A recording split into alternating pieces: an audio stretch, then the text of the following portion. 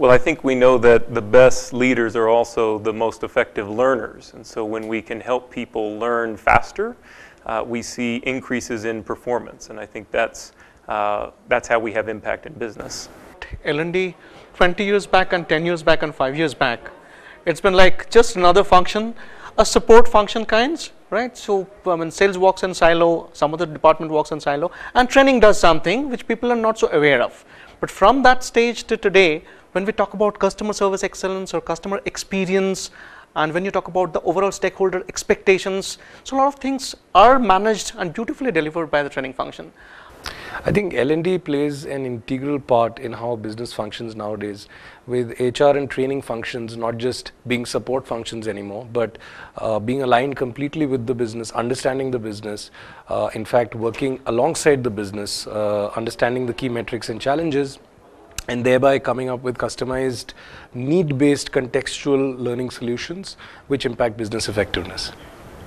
Well, L&D is actually poised for a large change. We have, I have seen with a lot of our customers where it is changing from what it used to be, just like from an e-learning perspective. It is actually going to the next level where we are seeing changes coming in from different directions, be it analytics, be it integration with content, be it integration with the talent management software. So it's not just about learning, but it's more about how the impact it is creating to organizations now and here.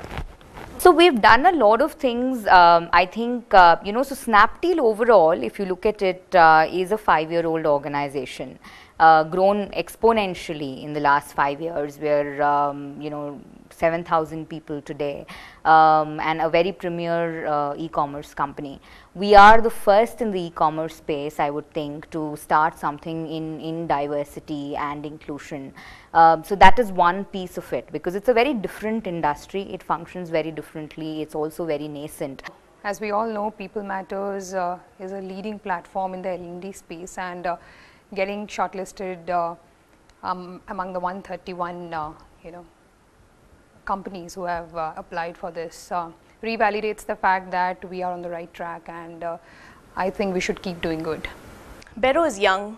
We're about 10 years old. HR is even younger, and L&D is like a small little bird in the nest. We're less than a year old. So today, most of our content delivery happens face to face. We have limitations of all of our content delivery happens in English, but we have geographically spread audience. So really our next level is to be able to take it to a digital platform, to be able to really engage in micro learning, because we are an organization with over 95% millennials, and long chunks of learning modules aren't going to do us any good. Well, it absolutely feels great to be shortlisted. Especially because People Matters is a growing HR community. Also for a mid-sized organization like ours, it's very prestigious to be nominated for the L&D Leadership League Awards. I think one of the biggest challenges what we have is we are not able to interwoven L&D into the larger organizational goals or the business goals. The way people learn is changing. So gone are the days when you could classify learner in visual, auditory, kinesthetic. I think today larger and larger workforce is what I would like to call e-learners, or people who learn through technology.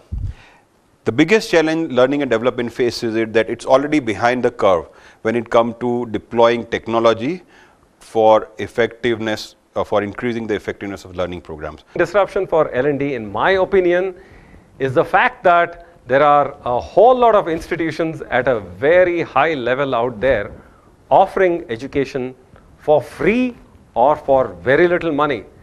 What I'm talking about is the MOOC movement, the massive online open course movement.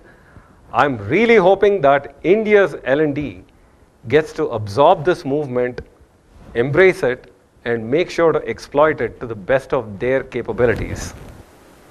I think L&D's importance is only growing day by day, because first of all, it's becoming very difficult to recruit people, and therefore onboarding people faster so that they are more productive is becoming the need of the organization, especially the frontline level.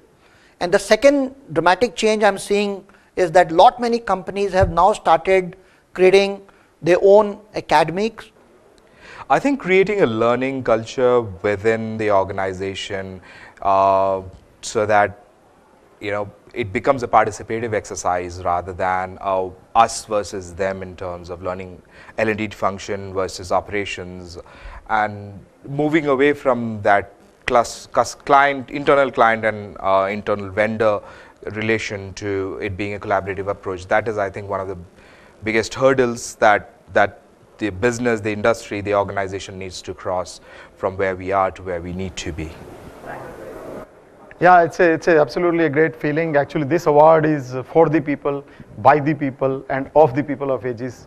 We employ a hugely diverse manpower of 40,000 people, which come from 85 nationalities, speak more than 38 languages, work in 9 countries across 43 global locations. I think this award is a testimony to the efforts by this multicultural, hugely diverse team.